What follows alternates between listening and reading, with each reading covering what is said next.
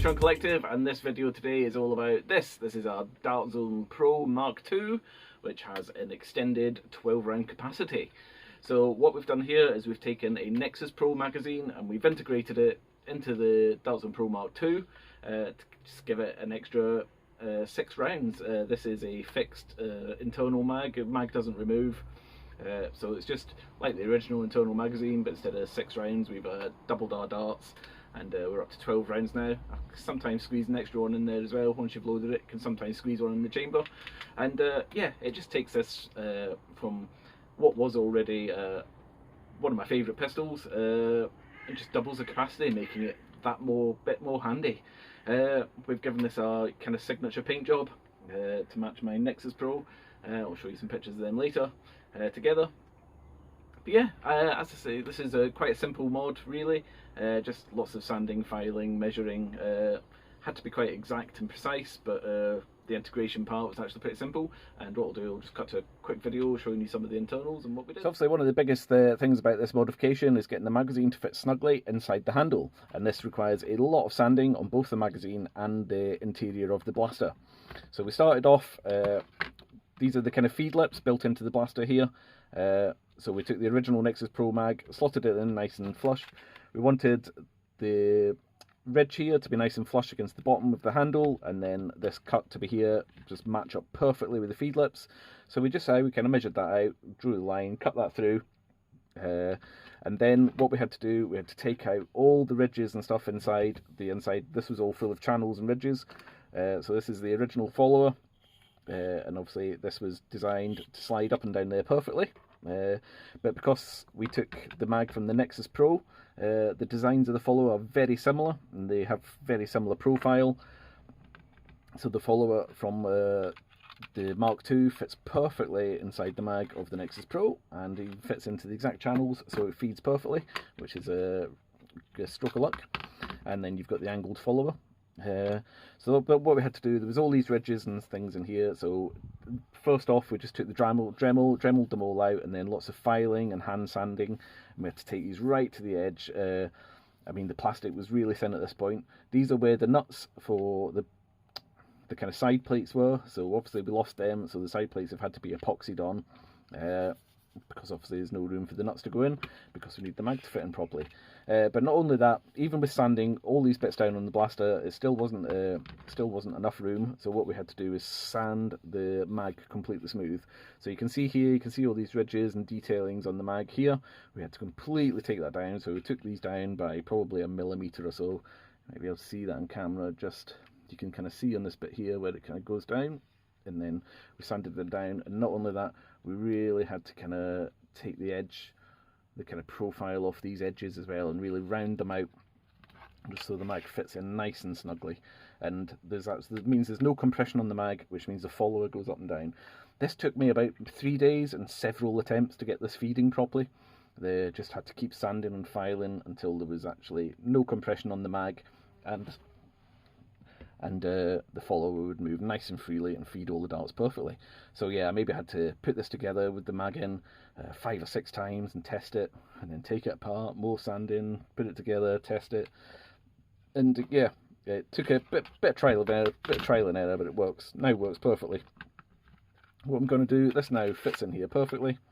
We're probably just going to fix this in with a little bit of glue, possibly some hot glue rather than epoxy just now, because I really want to try an angled talon mag in this, and see if that works, and see if there's a way of possibly adapting a couple of angled talon mags to remove the feeding lips there, and just have the talon mag slot straight in and work with the plunger directly. But anyway, that's a project for another day. So right now, probably just going to kind of tack this into place with glue. Yeah, and we'll have the 12 round capacity. Okay, so as you can see, yeah, it was just kind of sanding it out, fitting the mag in, and yeah, it works perfectly now. You'll have seen a little video at the beginning of us loading it.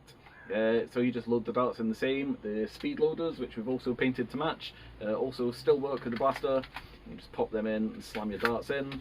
And yeah, I took out one lock, the slide lock, so when it's primed I can actually open this up again if there is a bit of a jam, which came in quite handy. You'll notice in the little video there when I had the dart, it just hadn't fed properly. Just with the extra 12 rounds, we're just prone to a little bit more, just prone to probably jam a little bit more than it would with the 6 rounds, just because the follower's got to travel that much more and there's a lot more friction. So we deleted that lock just so we can open that up again, but I've kept the safety, and we've also kept the lock, so when this is open, when you pull the trigger, that doesn't do it, it doesn't actuate the prime either. So we kept that lock as well. So yeah, also kept the belt attachment there, because these parts still come off, so you can still store this in your belt, and it obviously still works with the magazine, with the holster that it comes with. I've never bothered painting the holster because I'm not sure if I'm going to use them. I've got some nice holsters on my loadout gear already, which I'll probably keep and probably use this. I'll probably keep it in this configuration just because I think it looks super cool with this profile now, with the extended mag and the extended barrel. Very much kind of Robocop's pistol. I can't remember the name of that, but gives me that kind of vibe, and I reckon this will fit nicely in one of my cross-draw holsters on my thing. If not, I've got the belt thing there which I can hook. And the speed, I might use the speed loaders. I painted them anyway just because they're quite handy, so I might continue to use them. But as I say, this will be getting used in my kind of high FPS loadouts as my kind of sidearm, and just 12 shots instead of 6, just a bit more handy. If you're in a tight spot, 12 rounds is much better without having to reload, and if I've got speed loaders there I can quickly reload, and I've got 24 rounds out of this in pretty quick succession, which will be very handy.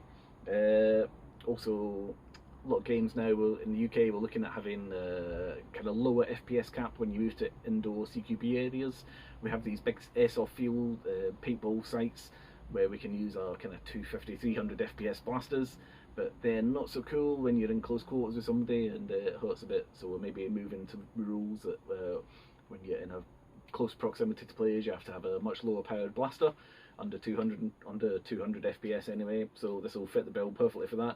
There's been no performance modifications on this, so I've not bothered chronographing it because it's still the same performance. So with work darts we're looking at about 130 FPS, and then with the adventureful starts up to about 150.